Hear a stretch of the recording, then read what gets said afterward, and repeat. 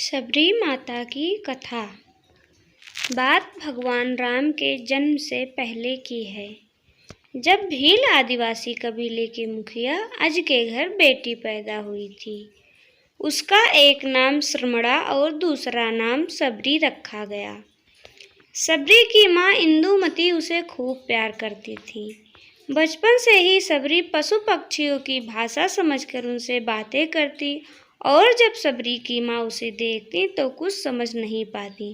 कुछ समय बाद एक पंडित ने सबरी के परिवार को बताया कि वो आगे चलकर सन्यासी बन सकती हैं। इस बात का पता चलते ही सबरी के पिता ने उसका रिश्ता तय कर दिया।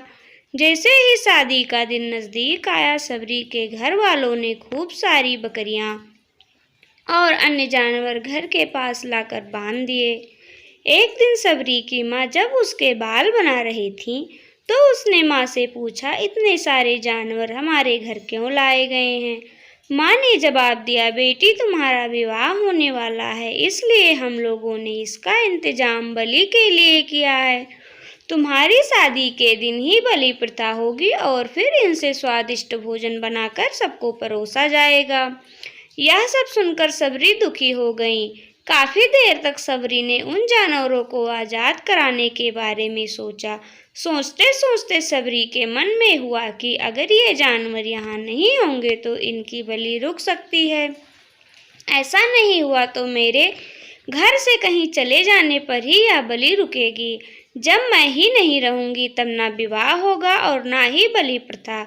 इससे मासूम जानवर बच जाएंगे। इसी सोच के साथ जानवरों को रखी गई जगह पर सबरी पहुंची।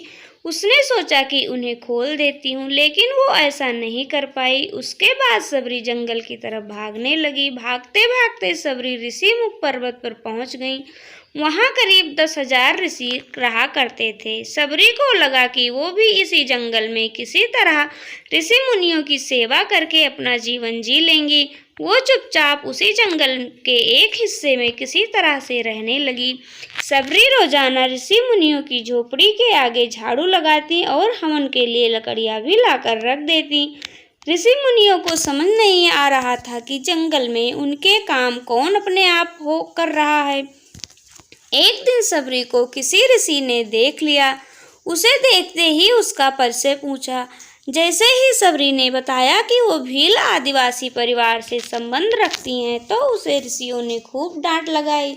सबरी को इस बात का बिल्कुल भी पता नहीं था कि उसकी जाति छोटी है और उसे ऋषियों द्वारा जाति की वजह से अपमान सहना पड़ रहा है। इतना सब होने के बाद भी सबरी हर ऋषि मुनि के घर दरवाजे पर पहुंचती और उनके आंगन में झाड़ू लगाकर उनसे गुरु दीक्षा के लिए कहती। हर कोई सबरी को उसकी जाति की वजह से अपने आश्रम से भगा देता था। ऐसा होते होते काफी दिन बीत गए। उसके बाद सबरी मतंग ऋषि की कुटिया में पहुंची। वहां पहुंचकर मतंग ऋषि को सबरी ने बताया कि वो उनसे गुरु दीक्षा लेना चाहती हैं। उन्होंने खुशी खुशी उसे अपने गुरुकुल में रहने दिया और भगवान से जुड़ा ज्ञान देते रहे। सबरी ने भी अपने गुरु मतंग की सेवा करने में कोई कसर नहीं छोड़ी। वो गुरुकुल के भी सारे काम करती थी। सबरी से खुश होकर मतंग ऋषि ने उसे बेटी मान लिया था।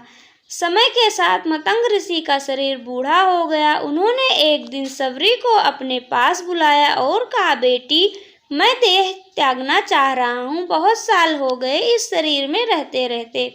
सबरी ने दुखी मन से कहा, आपके ही सहारे मैं इस जंगल में रह पाई हूँ।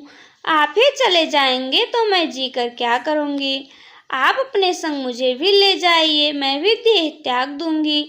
मतंग ऋषि ने जवाब दिया, बेटी तुम्हें चिंता करने की जरूरत नहीं है। राम तुम्हारी चिंता करेंगे और तुम्हारा ध्यान भी रखेंगे। सबरी ने राम का नाम सुनते ही राम पूछा कि वो कौन है और उन्हें मैं किस तरह ढूंढूंगी। मतंग ऋषि ने बताया, राम कोई और नहीं स्वयं भगवान है। वो तुम्हें सारे अच्छे कर्मों का फल देंगे। तुम्हें उन्हें ढूंढने की जरूरत नहीं है। वो एक दिन तुम्हें खोजते हुए इस कुटिया में आएंगे और तुम्हें उनके हाथों ही मोक्ष मिलेगा। तब तक तुम इसी आश्रम में रहो। इतना कहते ही मतंग ऋषि ने अपना शरीर त्याग दिया। सबरी के मन में मतंग ऋषि के जानने के बाद एक ही बात थी कि भगवान राम स्वयं उनसे मिलने आएंगे। वो रोज भगवान राम से मिलने के लिए बाग से अच्छे अच्छे फूल लाकर आश्रम सजाती और भगवान के लिए बेर तोड़कर लाती। भगवान के लिए बेर चुनते हुए सबरी उन्हें चख लेती थी ताकि भगवान वो सिर्फ मीठे बेर ही दें। रोजाना सबरी इसी तरह भगवान के दर्शन की आस में फूल और बेर इकट्ठा करती रहती थी। इसी तरह जंगल में कई साल बीत गए। सबरी का शरीर एकदम वृद्ध हो गया। एक दिन आश्रम के पास ही तालाब में सबरी पानी लेने गई। तभी पास के ही एक ऋषि ने उसे अछूत कहते हुए वहां से भगाने के लिए कहा और पत्थर मार दिया। वो पत्थर जब सबरी को लगा तो उसे चोट लगी और खून बहने लगा। बहते हुए खून की एक बूंद उसी तालाब के पानी में गिर गई। तभी पूरा तालाब का पानी खून में बदल गया। ये सब होता देखकर ऋषि ने सबरी को ही डांटा और कहा कि पापनी, तुम्हारी वजह से पूरा पानी खराब हो गया। रोज ऋषि उस पानी को साफ करने के लिए अपनी कई तरह की विद्याओं का इस्तेमाल करते। कई सारे जतन करने के बाद भी कुछ नहीं हुआ। फिर उन्होंने गंगा जैसी पवित्र नदियों का जल भी उस नदी में डाला, उस तालाब में डाला, फिर भी तालाब का पानी साफ नहीं हो पाया और वो खून जैसा ही रहा। कई सालों तक तालाब के पानी को साफ करने की कोशिश के बाद भी कुछ काम नहीं आया तो ऋषि ने थक कर सब कुछ छोड़ दिया। इस घटना के कई सालों के बाद भगवान राम अपनी पत्नी सीता के हरण के बाद उन्हें ढूंढते हुए उसी तालाब के पास पहुँचे। ऋषि मुनियों ने उन्हें पहचान लिया। भगवान को वहां देखकर ऋषियों ने तालाब का पानी साफ करने के लिए भगवान को अपने पैर उसमें डालने के लिए कहा, लेकिन पानी जैसे का तैसा ही रहा। ऋषि मुनियों ने भगवान से भी कई अन्य जतन करवाए, लेकिन वो पानी जस का तस खून जैसे ही रहा। तब भगवान ने ऋषियों से पानी के रक्त में बदलने की कहानी पूछी। तब ऋषियों ने सबरी को पत्थर मारने वाली सारी बात बता दी। उसके बाद कहा कि वो महिला ही अपवित्र है, छोटी जात की है, इसलिए ये सब हुआ। उसी वक्त भगवान राम ने कहा, ये सब आप लोगों ने खराब वचनों से हुआ। सबरी को इस तरह के अपशब्द बोलकर आप लोगों ने उसे नहीं बल्कि मेरे दिल को ठेस पहुंचाया है। इसी घायल दिल के रक्त के प्रतीक यह तालाब का पानी है। आगे भगवान राम बोले, कहाँ है वो माई, मैं उससे मिलना चाहता हूँ। अब तक सबरी उसी तालाब के पास पहुँच जाती है। इस दौरान सबरी के पैर को ठोकर लगती है और कुछ धूल उस तालाब के पानी में गिर जाती है। तभी सारा पानी साफ हो जाता है। भगवान सबसे कहते हैं कि देखो, आप लोगों ने क्या कुछ नहीं किया, लेकिन पानी साफ नहीं हो पाया। अभी सिर्फ इनके पैरों की थोड़ी सी धूल ने ही तालाब का पानी साफ कर दिया। भगवान राम को सबरी पहचान चुकी थी। उन्हें प्रणाम करके सबरी ने कहा, भगवान आप मेरे साथ कुटिया में चलिए। भगवान भी खुशी खुशी सबरी के साथ चल पड़े। फूलों से सबरी ने भगवान राम का स्वागत किया। वो सीधे बेर तोड़ने के लिए भाग गई और चक चक कर उनके लिए बेर लेकर आई। उन्होंने बड़े ही प्यार से भगवान राम और उनके भाई लक्ष्मण को बेर दिए।